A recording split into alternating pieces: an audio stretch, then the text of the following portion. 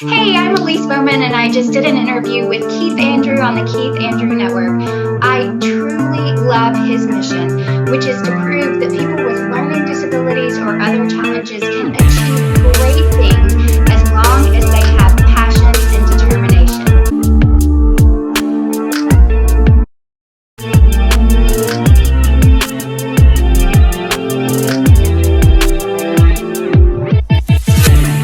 Whole point of my talk show, you may ask, the whole point of it is to show people that even with having a learning disability, I can still amount to something. And at the same time, I'm able to turn myself into an example for people out there dealing with any types of learning disabilities and disabilities to never give up and prove people wrong. Prove to them that labels do not dictate who you are and who you're going to be. Prove to them it's down to something. So that being said, it's going to be 27 minutes of your time, freedom of speech, self-expressing. So starting off, everyone knows that you are the beautiful and talented Miss Pan from Mount Powell. But we'll just use your stage name. But I had to throw it in there. But for other people who want to know a little about you, you're a TV host, you're a voice on one of the greatest cartoons ever created, I should know, and you are also an interviewer. So the first question I want to ask you is, tell us a little bit about yourself.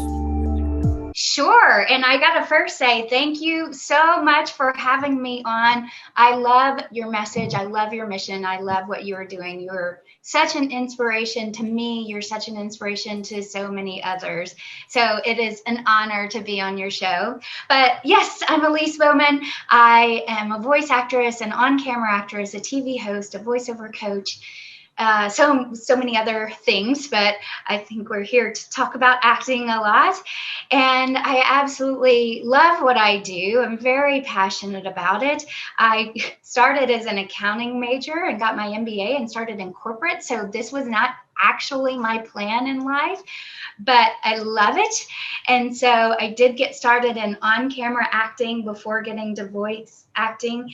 And that was even kind of a surprise. And believe it or not, since you did bring up Pan, and you and I have talked about Pan from Dragon Ball GT quite a bit in our conversations, I wanted to get into voice acting, but didn't have any experience and was kind of auditioning or going through my list, taking classes, and trying to learn about voice acting. And then I got the audition for Pan. That was the first thing that I booked. And my agent had even said, oh, you need classes first. You need to, go through that checklist. And I came back and said, oh, I booked Pan. And from there, she was kind of like, okay, well, I think you're a voice actor now. So I love Pan for many reasons, but one is sentimental because that launched my anime and voiceover career. So that's the gist. That's the short story of who I am, all of those actor type things. No, absolutely. So I'm going to go back to my early questions that before I came up with the list. We can do both. So the first one I'll ask you is your college years. What did you major in, and were you a study nerd or party animal? So I majored in accounting and got my MBA, and I worked really hard on my grades. So I guess you could say, but I wouldn't call myself a party animal at all. Nobody else would. I was Miss study hard, get involved in everything. I cheered in college. I joined every organization they would let me join. So yeah, I was a nerd in that sense, and was very interested in making good grades. So I would call myself a study nerd. And then what was funny, I stayed at the same school, Louisiana Tech University, for grad school. And then they kick you out of all of the clubs. And I had not really watched TV much before then because I was too busy with stuff. And that's when I discovered television and thought, oh, I might want to do acting. That's when I first got interested in acting. I know so many actors wanted to be an actor since they were 8 or 2 or whatever. I got interested when I was in grad school because I was like, hey, have y'all seen this thing called TV? This is pretty cool. There are these TV shows. This is fantastic. So I got interested in TV hosting and acting. Didn't really pursue it during college because I still thought I was going to go into corporate America. But that's when I got interested, and just a little seed was planted. Oh, absolutely. A lot of people make fun of me for this, but this question's only for the girls I ever interviewed. Did you ever get the chance to do one of those human pyramids, or not into the whole human pyramid thing? Well, because I cheered, we did pyramids all the time. And I was mostly a tumbler because I was a gymnast. So if anybody's a gymnast, they'll get what a tumbler was. So I did round up, back handsprings, back tucks, and fulls. I did a lot of basket tosses and did backflips with full twists. I wasn't always in high school. I was sometimes at the top. In college, it was usually the little bitty girls. But I mean, we had guys, so I definitely did stunts and everything in college. But yeah, I loved it. It was my summer job too. I love that stuff. I'm a loser. You're not a loser. Did he ever get the chance to see the movie Bring It On? Oh yeah, of course. I know, oxymoron, right? What about, there's something, maybe they were doing it before the movie, or they just came up for the movie. You ever, because you're a cheerleader, actually did two parts. When you were a cheerleader, did you ever want to be a professional cheerleader, number one? And did you ever do one of those wolf walls, I guess they call it? Oh, I don't know if I know. Well, your first question, it's hard to define professional cheerleader. I competed at national, like we went to national competitions in high school. The best we did was sixth place in the nation, which I thought was awesome. And I had so much fun. It was hard work. And so I do call it a sport because we had 2-a-day practices in high school and college. In college, we went to nationals as well. And then I taught for 5 years for a cheerleading company. So I guess that's professional because I was earning that's my summer job. I don't know what a wolf wall is. What is that? It's hard. It's easy to explain. So there's 5 people. There are guys holding up 5 girls. To 3 in the middle. Well, 1 in the middle, 2 on the sides. Brain fart. 1 in the middle is holding the right foot and the left foot, and there's 2 behind her that kick their foot, opposite feet on their shoulders, and yeah, it's kind of like that. It looks interesting. Yeah, we did similar things. That's so funny. We didn't call it that necessarily, but we did do similar. If it's what I'm thinking of, we did do similar things.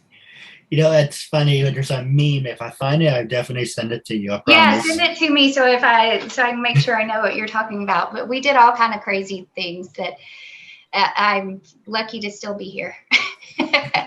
One in the memes is what a guy started lifting weights, and the cheerleaders like, "Oh, that's cute. You lift weights. Oh, this is what we do." So the next question I want to ask you is, tell us about your YouTube show. How did you come up with it, and how many years have you been doing it? So thank you for asking. I love my YouTube channel. It's so much fun. It's called Anime Adventures, and I primarily interview anime voice actors, but also anime writers, directors, and I've interviewed some other people when I was going to Comic-Cons and anime conventions, and now over Zoom like you're doing. So we have very similar shows in that we do a lot of interviews. And how I got started, I just started going to Comic-Cons and anime conventions in 2018.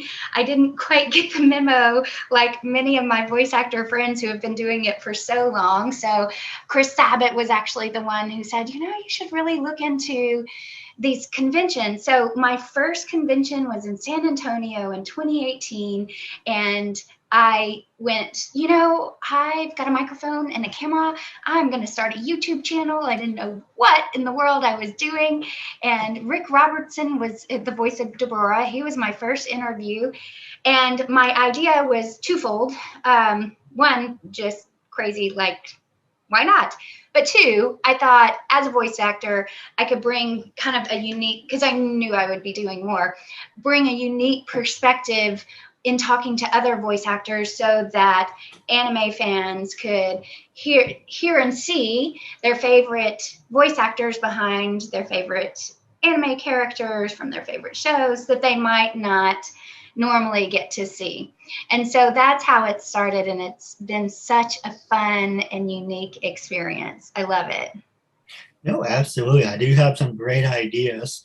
And I don't want to say it now because I don't want someone to say, tell me the idea. And you're like, Funimation, I have this great idea. It's like, no, I should have just kept it to myself. But I can definitely tell you off the air. But the other question is, you mentioned and interviewed so many great people when they're young. For she will always be Frieza. You interviewed Bulma. I don't know if it was her or the current Bulma, but not to go into the whole drama or anything. But supposedly there was some BS thing about her and Broly. I don't know if you ever heard of that. There was some misunderstanding, but I really don't care about that, so I'm not going to go into that, but I heard it. No, I got to meet Chris Sabbath. I would have loved to have him on my show. Took a picture of him when he's holding my title belt. So nice. I definitely should show you the picture. It's actually on my Facebook fan page if you look. I'll have to take a look, yeah. I met John Schimmel. It's funny, for both pictures, I was kind of like this. That's perfect. And I'm like, I would love to have you on the show. The both of them asked what the belt was about. John Schimmel, it's like, I'm the world champion of the world. As I was going to say, I would love to have you on the show, but then I'm like, okay, Kiddy, get your 2 minutes, wrap it up, we have a long line next time. But I messaged him on social media, but if you see him in passing, hey, does definitely check this out. Yeah. Let's see, I had Kyle Herbert. We did a demo episode. Eric Bale, we did a demo show. I would love to have both of them on again. They're awesome. You had Chuck. He's awesome. One of my favorite episodes. You're my second. But if I had a time, if I have to pick my top 5 favorite episodes, it's Chuck, you, Kerrigan Mayhem, the guy from Off the Record, Michael Zwanberg, and trying to think without hurting myself, Lenny Pablo, the brother of the Macho Man, Rainy Savage, yeah. Well, and we should say, we just got done, I don't know when the order of the episodes, but we had your 8-year celebration episode. I would love to hear from you. What's your favorite thing about doing interviews? Because you've done so many. No, absolutely. I didn't get to mention this during the show because everyone knows the whole story. But for you, I make an exception because I love Pan. So with that being said, a lot of people say to me, you're going to turn 21. This is back 2010 or 2009. You're turning 21. It's the most special birthday you can have in your entire life. What do you want? I'm like, well, I have my health. I have my family, even though they do drive me freaking crazy, and I do the same for them. I have my health. I have my family. If I have to die, I would like to have a couple famous friends. And at the time, I call it the boomerang. You throw the boomerang. It's like, I don't have to do this. I don't have to do that because I'm learning disabled. People will feel sorry for me. Things will flop into you. I don't know where the accent came from. Flop into your lap. And I'm like, all right, but when boomerang comes back and he hits you upside the head, you just labeled yourself as an influence. You can't do this, you can't do that. People will feel sorry for you. So, after, sitting around, getting money, I'm not going to go into detail on that. But 2013, I'm like, you know what? I'm tired of using my disability as a crutch. I'm going to show you, like I said, I keep a PG for you. Had a brain fart. So I'm going to show you as a learning disability, look at what I'm able to accomplish. And before that, I was like, approaching people, like, hey, I'd like to be an honor privilege to have your friendship. I have a disability, and I was told to go blank myself, go blank off. You don't deal with people like you. You're a low life. You're a parasite. Blah blah blah. I'm like, you know what? How can I get what I want, but also turn it into a career? Well, I have a disability, and at the time, I'm the youngest out of four brothers and one sister. My brother before me used to say, I don't know what to do with my life. And I don't know. My dad said, talk to your brother. He knows people. Go talk to your sister. And I said, what about me? What about you? One, you can't hold down a job. Two, you piss people off. Three, you have diarrhea of the mouth. You don't shut up. Yes, that is true. And you're not qualified now. So I said, blanket. Well, I said, keep your PT. I said, blanket, I'm going to show you with a disability, I will create something on my very own, and I will amount to something. And for the past 8, damn years, so trying hard to keep PT, for the 8 past years, I've been doing that. Yes. Of course, I made mistakes. I'm a big wrestling fan, so obviously, I'm like, how Hershey's and Snickers presents WrestleMania, and I wanted to talk about this on the episode, but I can tell you now, I wanted to work as Blog Talk Radio. So I did 72 phone interviews, and I was like, this is stupid. I'm talking to a phone, and I'm still having social anxiety and panic attacks. And I'm in a room by myself. But yes, I got people from Mighty Morphin Power Rangers, from Amazing Spider-Man, and people are like, you have this great format. Why aren't you as big or bigger when you portray yourself to be? Why don't you have people helping you or sponsors? So I said, okay, we're going to do audio, video. So what you see on the screen is season 1 and season 2. And it's pretty much, that's what it was. I did not want to be seen in the beginning because it was about the guests. And the same thing, one person came across my brother and said, oh, we saw your brother's work. Very interesting. The only complaint is, why is he in a small box? And I said, I don't want to be seen. Well, you can't be famous if you're not going to have your face out there. People need to know who you are. People have to hear your story. And at the time, my biggest mistake was I did 372 episodes. My biggest mistake was I didn't have permission forms, because I took the words of my grandfather. If I give you my word, my word's my bond. Mm-hmm. And whittle by whittle, and I don't mean to bitch to you, I do apologize, but you did want to know, so I'm just telling you. Sorry, yeah. PG, I don't mean to complain. Sorry.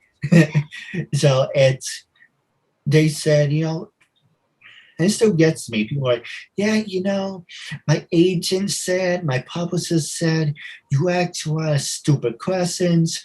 I'm getting, I'll get to that. You ask a lot of stupid questions. I'm not getting any interviews, or I'm not getting any acting roles because we did an interview with you. You're degrading. You're not saying who you're supposed to be. One of my favorites, and I'm being sarcastic, by the way, yeah, since I did your interview, I'm getting death threats. Like, death threats? No one knows who the hell you are. So besides that, I said, you know what? Screw it. Took everything down. Took it over. No more uncensored. Oh, wow. So it was the Keith Andrew Network going forward. I came across one of these people who was a warrior. I had a permission form saying, this is who I am, what the show's about, do I have permission? I had 100. I had to redo 200, said, just do it from scratch. Keith Andrew Network presents the Keith Andrew Network, because I'm paying for the name. And I don't mean to complain to you, just telling you most of it. You're telling your experience. No, it's what I did for 8 years. I should have done it right from the first time. But then you wouldn't have seen the growth and the process and how I came about. So now I have permission forms. If you don't sign the form or give me some kind of permission, I like you, but I'm not going to do the interview. Yeah. Even though there are some people I make an exception for. But it's kind of like you see the process because I do everything myself. I'm my own personal cheerleader. I promote, I edit it, I share, I do everything and everything. That's a lot. It is for myself for 8 years. And yes, it would be nice to have help, but I want at the same time say I did it all by myself, and I did it like the Frank Sinatra song. I did it my way. Yeah. It's kind of like. And you learn a lot. I mean, the same thing goes for me. When I started my channel, I did everything. I did, I was at conventions, but I did video and sound and set stuff up. And now I did have editors to help. I've only edited a couple, but I have done everything else, and you learn so much, and you have funny mistakes along the way. I mean, I remember interviewing Chris Rager and Josh Martin, and they did this fantastic interview, and they were hilarious. And I forgot to hit record, and I was like, "Oh gosh!" Remember how funny y'all were? Can you do that again? And they did, of course, because they're just hilarious guys all the time. But I feel like, and you obviously are sharing with me that you've had this experience by doing it all yourself, even if you get help later. Because later, as I was sharing with you earlier, I think with Chuck, later when you have people, like I've had people volunteer to come with me to conventions, later you get help, but you realize, gosh, how I've learned so much because I've had to do everything myself. So I love that. I mean, I hate that you've had these experiences, but you've learned so much, and look how far you've come in 8 years. I mean, that's exciting. Oh, absolutely. I'm going to pass the show over to you. That's the last 6 minutes. The other thing I want to ask you is you mentioned conventions. If you're interested, once I become a big enough star, maybe we can do a convention together if you're interested. Oh, that'd be awesome. I'd love to see you at a convention. And when the world opens back up, man, New York has so many great conventions. Yeah, and if you're ever in the area, we can definitely get lunch or something. Oh, for sure. I can't wait to get back out. And do a live interview in person. That'd be really cool. Oh, that'd be awesome. That would be, please, that'd be awesome. I'd love to do that one day. But you actually bring up a good point, but I'm going to pass it over to you. How have you been during the whole quarantine? Good. I mean, home a lot. Thank goodness for voice acting, because, I do on camera, and all or 95% of that went away. So I've been doing voice acting and voice coaching, and good. There are some good things that came from it. My husband brought his work home. My son's doing virtual school, so we were home a lot, playing it safe. My husband has an autoimmune disease, so we had to play it super safe because he's getting chemo for that. So we couldn't, get him sick. So I just pivoted, like so many people, so many of us had to pivot and adjust to whatever worked for our particular family. And so that's what I did. But I feel like we as a family adjusted and made it work. Well, if you're interested, if you don't mind me for asking, what type of work does your husband do? He's a money manager and an oil and gas consultant. So nothing nice. At all related to what I do. Well, if you're interested, maybe we can do like a group interview, double interview. Oh, he doesn't go on camera either. Thank you for asking, but he barely lets me post him on Facebook. So some people are like, "Are you sure you're married? Because we never see him." My agent used to call him Snuffleupagus because he never shows up. I just don't want people. He does exist. I just Snuffleupagus from Sesame Street. I just don't want people to think it's like, oh, you're just flirting with her. No, it's like I want to be friends with you, and give your husband an opportunity. Oh so no, I appreciate it, but yes, he would.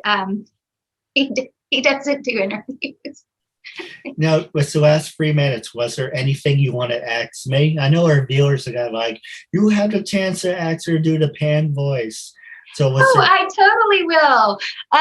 Let's see. I got a bubble in my throat. Grandpa, My favorite line is cheeseburgers, fries, and blueberry pies. And there's a story behind that, but we're short on time. But what else can I say? Oh, I'll do Kamehameha. Of course, I would do it louder if I weren't sitting in front of all this stuff. Oh, absolutely. Now, actually, real fast, what can you tell us about a funny pan story? Oh, pan story or being in the booth? Boy, I can tell you, like being in the booth voicing Pan. So I was so excited to book Pan. And I had this moment one time where I was like, the booths were, meaning sound booths, recording booths, they were much smaller when I started. Oh, and I keep doing this. My hands get out of the picture, but so I was having so much fun, and it's hard for me. You know, you hear many voice actors say it's such a physical thing to do voice acting. How much time do we have? Oh no, when you did the Kamehameha, your mic went very mute, very low. Oh, okay, sorry, but so it is hard for me to do all of her fighting sounds like yeah without moving, and then you don't see me, but I'm kicking my leg, and so I'll always yeah. And so there was one time in the booth that I did the yeah and kicked my leg out and kicked the mic. Thank goodness I did not damage the mic, because that would have cost me money. I'm sure the directors and engineers don't like you to kick the mics over.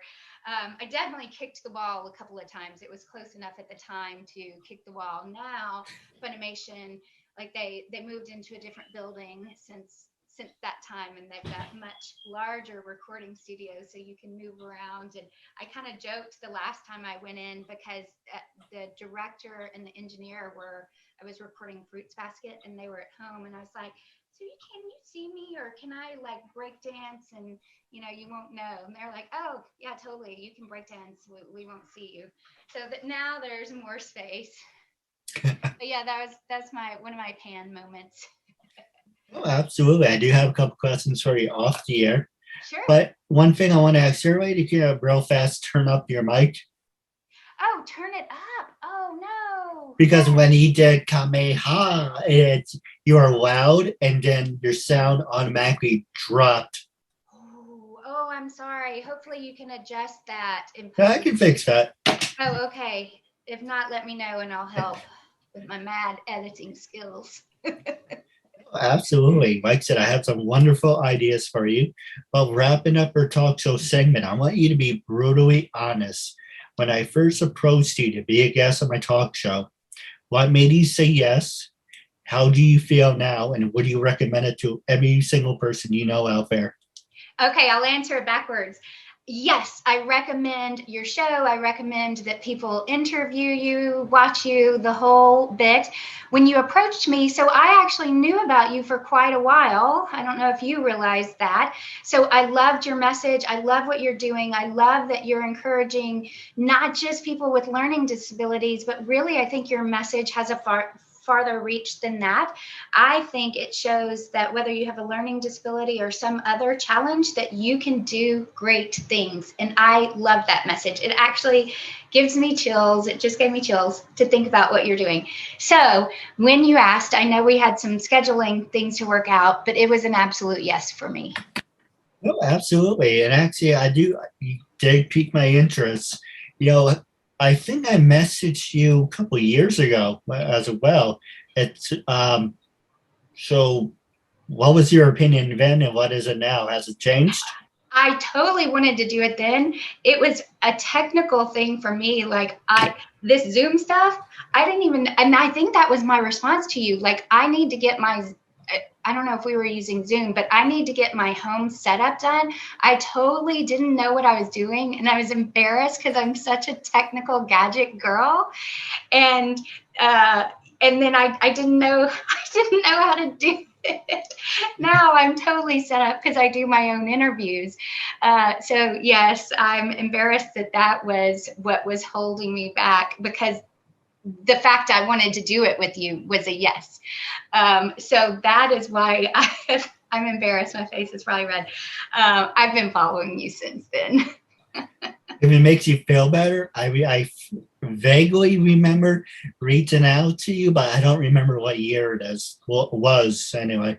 I don't remember either. I'm sure it's in a message somewhere. And then we kind of lost touch. But I think this is, sometimes everything happens in the perfect timing. And I think this is a perfect timing. And what a year, your 8th year in doing this. And I think now I'm set up. I know what I'm doing with Zoom and everything. So I'm glad it did work out finally. And I'm so glad that you reached out again. Thank you. Oh, absolutely. Now I do have a couple questions for you off the air. Sure. But wrapping up, it was a real honor and privilege having you as a guest. And as I always say to my guests, my privilege and honor. I appreciate that. I will catch you later.